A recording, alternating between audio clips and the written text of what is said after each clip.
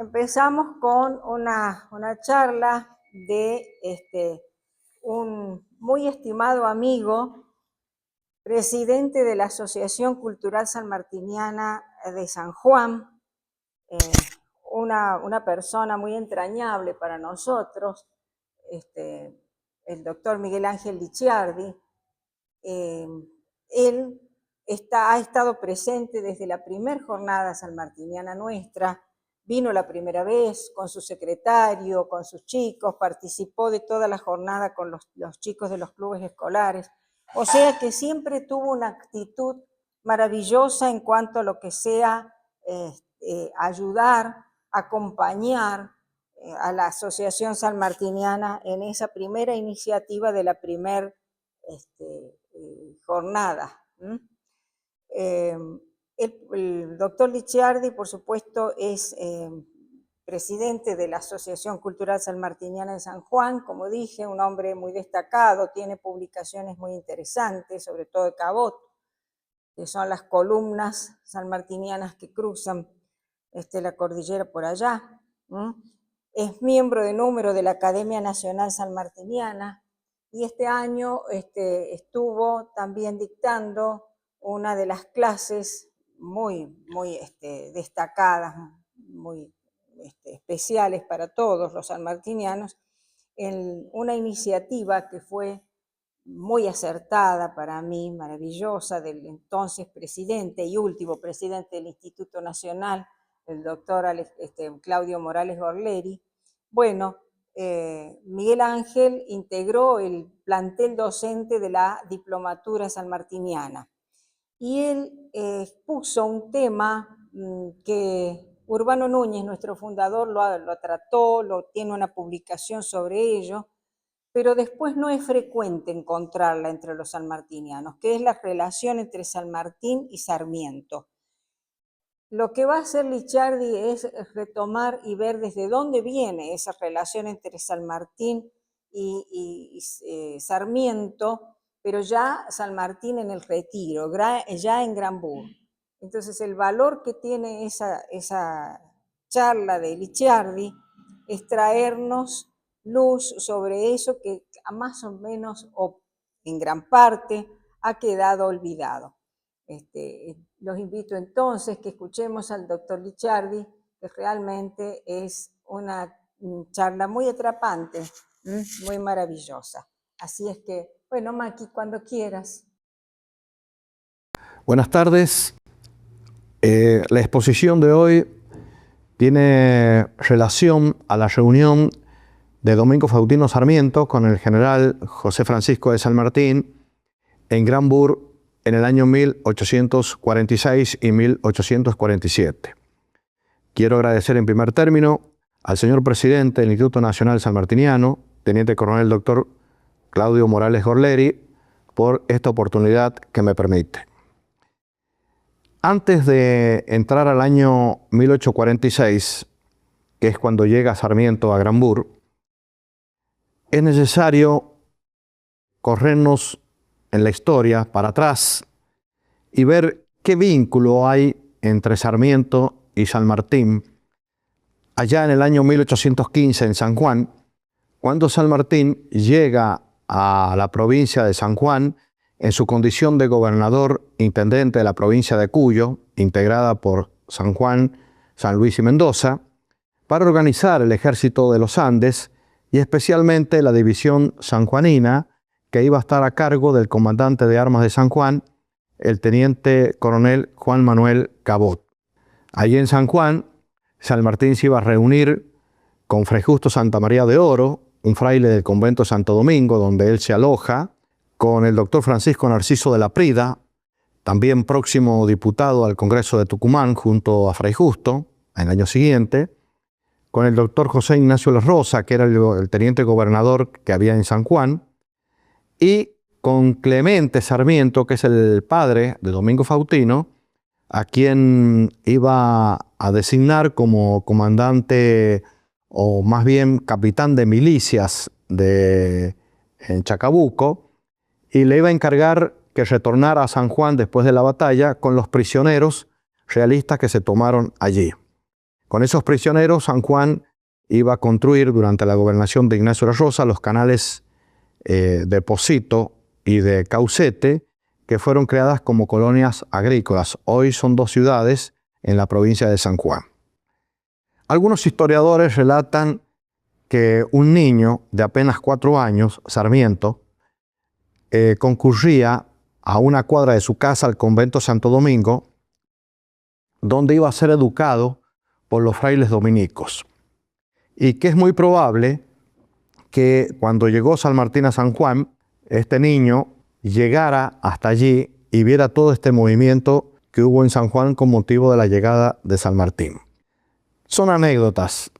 Lo que sí es cierto, que el papá de Domingo Faustino, don Clemente Sarmiento, estuvo reunido con el general San Martín en julio de 1815 y, como decía, fue designado como colaborador de San Martín para explorar la cordillera y fundamentalmente el paso o Camino de los Patos, que es donde transitó el grueso del ejército de los Andes por la provincia de San Juan. Eso podemos hablar de un primer vínculo que ya vamos a ver más adelante cómo va a tener una relación directa con el año 1846 cuando Domingo Faustino llega a Granbur. El otro hecho importante es lo que ocurre en el año 1841 en Chile. Allí encontramos a un Domingo Faustino Sarmiento exiliado durante el gobierno del general Juan Manuel de Rosas en la Argentina. Y en ese año Sarmiento va a escribir un artículo en el diario El Mercurio de Valparaíso que va a sacudir a la sociedad chilena y va a despertar un poco a un San Martín olvidado por los chilenos. Ese artículo, Un teniente de artillería, es una ficción donde Sarmiento se va a mostrar como un joven oficial luchando en la batalla de Chacabuco. Y digo una ficción porque en la batalla de Chacabuco, año 1817, Sarmiento apenas era un niño de 6 años. Ese artículo va a despertar a los chilenos y especialmente al presidente de la República de Chile, a don Manuel Bulnes, que va a promulgar una ley al año siguiente, en 1842, donde se dispone que el general San Martín va a revestir en el ejército chileno, cobrando su sueldo en el grado y clase correspondiente. Esto lo hizo Sarmiento en esa oportunidad. Pero ya unos años más tarde, el mismo gobierno chileno le va a pagar un viaje a Sarmiento para que vaya a Europa a hacer algunas investigaciones, especialmente en Francia, con el tema de la seda, del gusano de seda, y va a aprovechar Sarmiento para viajar por toda Europa. Es así que en el año 1846 Sarmiento va a llegar hasta Granbur. Granbur es una localidad a orillas del río Sena, sobre lo que es el valle de Évry, a 30 kilómetros aproximadamente al sur de París. En ese año, Sarmiento y San Martín se encontraron el 24 de mayo, el 20 de junio y el 4 de agosto. La primera visita, Sarmiento dice que gastó en su viaje 5 francos y que estuvo acompañado por don Manuel Guerrico, un gran amigo del general San Martín allí en Europa. Llevaba una carta de presentación del general Las Heras, pero ocurre que cuando ya Sarmiento se encuentra con San Martín en el interior de la casa, San Martín le va a mencionar que cuando él llegó a San Juan en el año 1815, conoció a una persona de nombre Clemente Sarmiento, que fue su capitán de milicias en Chacabuco. Entonces Sarmiento le relata que se trata de su padre, con lo cual fácil resulta pensar que a Sarmiento no le hubiera hecho falta ninguna carta de presentación del general Las Heras, sino que hubiera bastado mencionarlo a su padre para que San Martín lo recibiera. ¿Qué hablaron San Martín y Sarmiento en el año 1846? Algunas cosas el mismo Sarmiento se encarga de mencionarlas en una carta que le escribe al doctor Antonino Berastain, un joven abogado sanjuanino, que unos años más tarde sería gobernador de San Juan entre el año 1860 y 1861, que perdió la vida en la batalla de la Rinconada en San Juan, en la guerra entre los unitarios y federales. Berastain pertenecía al partido unitario y en el momento de perder la vida en la batalla era el gobernador de la provincia de San Juan. Sarmiento comenta que hay cierto cuestionamiento al legado de San Martín en su testamento hológrafo de 1844, donde en su cláusula tercera lega el sable al gobernador de la provincia de Buenos Aires, el general don Juan Manuel de Rosas. Era propio que los unitarios cuestionaran a San Martín esa disposición testamentaria, a lo que San Martín respondió con lo mismo que expuso en su testamento hológrafo. Él lega el sable a Rosas por la satisfacción que ha tenido el libertador de ver cómo Rosas ha defendido la soberanía nacional contra las pretensiones extranjeras de la alianza anglo-francesa que tratan de humillar el territorio argentino. Entonces, es una razón muy valedera expuesta por San Martín, más allá de las opiniones que San Martín pudiera tener sobre la política interior del general Rosas. Recordemos que San Martín y Rosas intercambiaron muchísimas cartas, hay una correspondencia epistolar muy interesante entre ambos, y San Martín no era ni pertenecía al partido unitario ni al federal. Él siempre sabía responder que él pertenecía al partido americano y que su único objetivo era la independencia de las colonias que dependían en su momento de España, es decir, la independencia de América. Pero veamos qué es lo que escribe Sarmiento en un primer momento al doctor Antonino Berastain con motivo de la primera visita que le hace en 1846 a San Martín. Voy a citar parte de la carta. No lejos de la margen del Sena vive olvidado don José de San Martín. Hay en el corazón de este hombre una llaga profunda que oculta las miradas extrañas, pero no se escapa a quienes la escudriñan. Ha esperado cerca de 30 años la justicia de aquella posteridad a quien apelaba en sus últimos momentos de vida pública. He pasado con él momentos sublimes que quedarán grabados en mi espíritu. Pude ver el retrato de Bolívar y lo imaginé combatiendo, y hasta lo miré como un hombre viejo y con debilidades terrenales, pero él había forjado una página importante en la historia. Cuando Sarmiento refiere a un San Martín viejo y con debilidades, es cuando él trata de comprender que solo por esas debilidades y por ese hombre viejo que él ve, pudo haber legado el sable a Rosas y pudo tener unas opiniones con las cuales Sarmiento discrepaba en relación al gobierno de Rosas. Sarmiento lo trata de explicar de esa forma, algo que no es real, porque San Martín en ese momento, que contaba con 68 años de edad, estaba bastante bien de su cabeza, digamos, ¿no? También, muchos años más tarde, en su obra Recuerdos de Provincia, es un libro que escribe Sarmiento, relatando todas sus vivencias en San Juan, desde niño hasta grande, su hogar, y bueno, y todo lo que acontecía alrededor de él en la provincia de San Juan. Dice Sarmiento, y lo cito, que nunca pudo hacer a San Martín en Francia entrar en pormenores sobre sus desagrados con el clérigo Oro.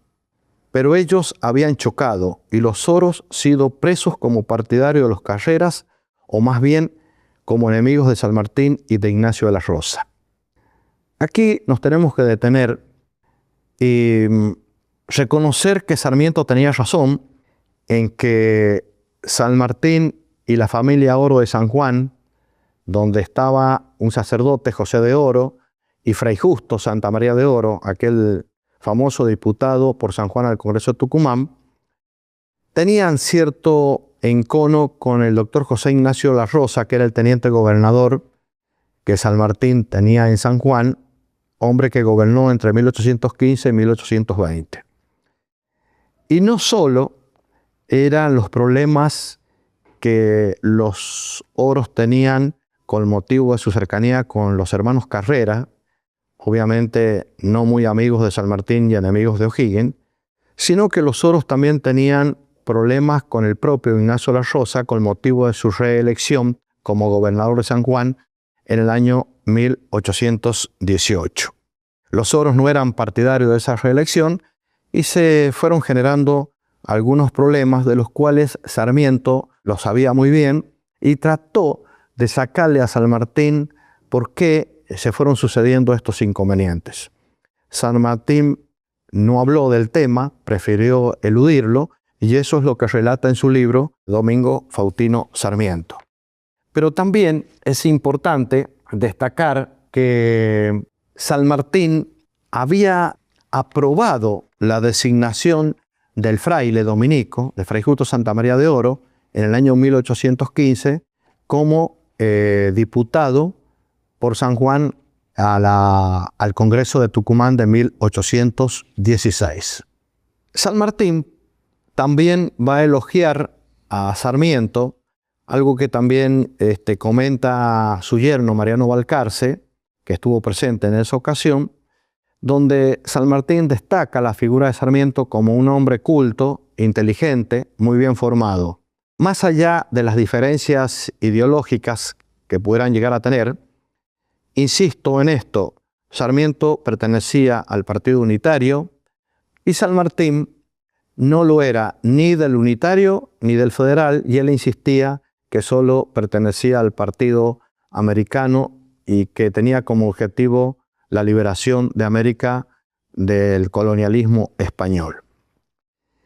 Sarmiento va a proseguir su gira por Europa y al año siguiente, en 1847, nuevamente lo va a visitar a San Martín en Granbourg y lo invita al general San Martín para la conferencia de incorporación a la Academia de Historia de París. Algunos historiadores escriben que San Martín estuvo presente en esa conferencia del 1 de julio de 1847, mientras que otros sostienen lo contrario.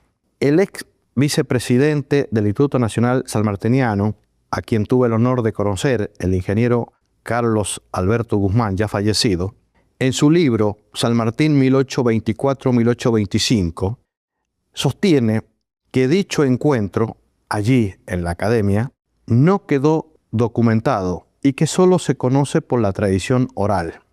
Es decir, que Guzmán sostiene aquella posición de que no hay una fuente seria que permita afirmar que San Martín estuvo en esa conferencia.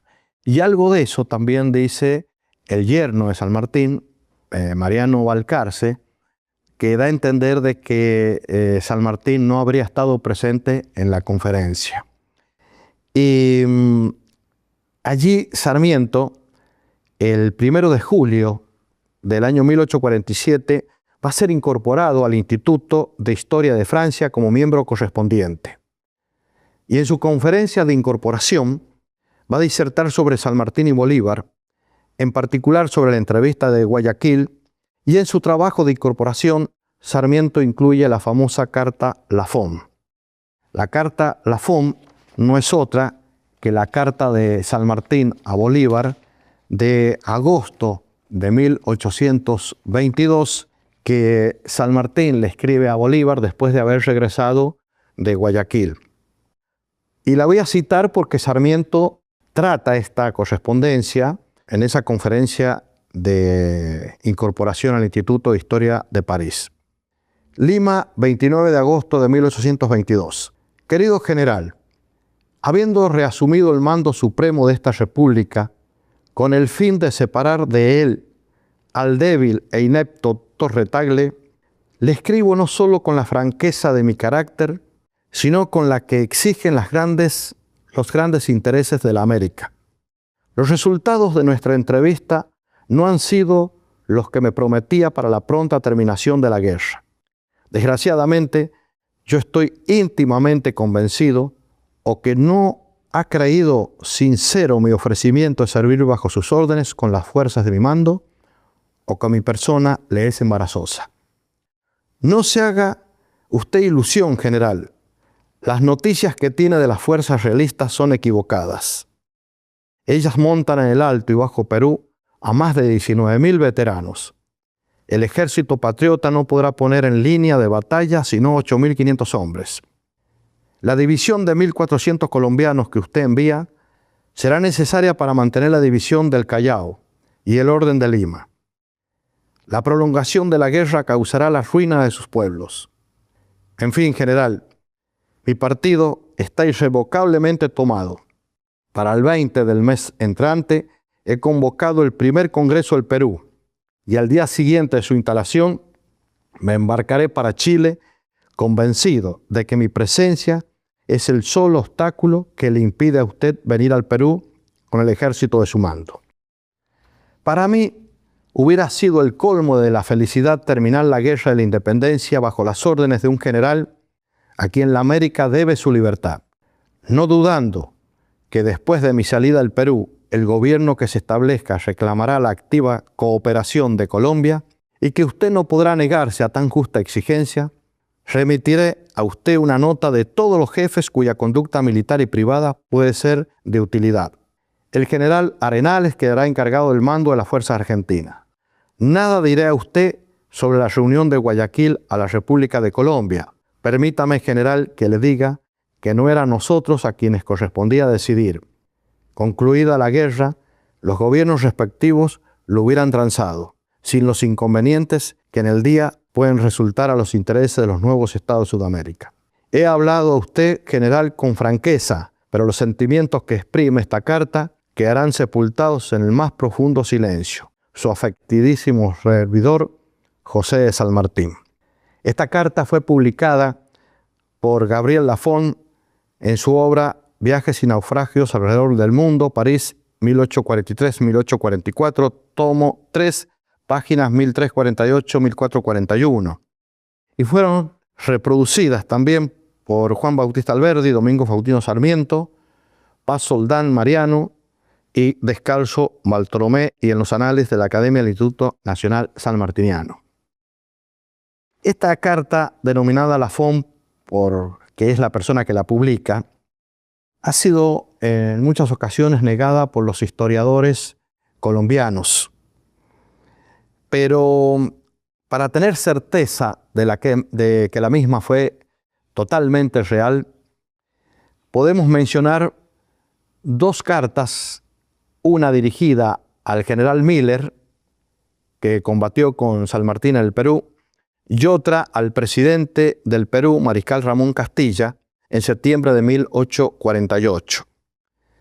Y esta la cito y se podrá apreciar cómo parte de esa carta se corresponde plenamente con la que San Martín le enviara en el año 22 a Bolívar luego de regresar de Guayaquil. Aquí San Martín hace un análisis de su carrera política o militar a Ramón Castilla y cito la carta en lo pertinente.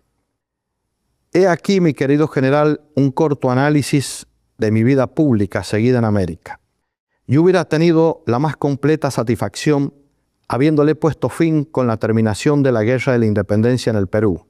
Pero mi entrevista en Guayaquil con el general Bolívar me convenció, no obstante sus protestas, que el solo obstáculo de su venida al Perú con el ejército de su mando no era otro que la presencia del general San Martín, a pesar de la sinceridad con la que le ofrecí ponerme bajo sus órdenes con todas las fuerzas de que yo disponía. Si algún servicio tiene que agradecerme la América, es el de mi retirada de Lima, paso que no solo comprometía mi honor y reputación, sino que me era tanto más sensible cuanto que conocía que con las fuerzas reunidas en Colombia, la guerra de la independencia hubiera sido terminada en el año 23. Pero este costoso sacrificio y el no pequeño de tener que guardar silencio absoluto, tan necesario en aquellas circunstancias, de los motivos que me obligaron a dar este paso, son esfuerzos que usted podrá calcular y que no está al alcance de todos poder apreciar.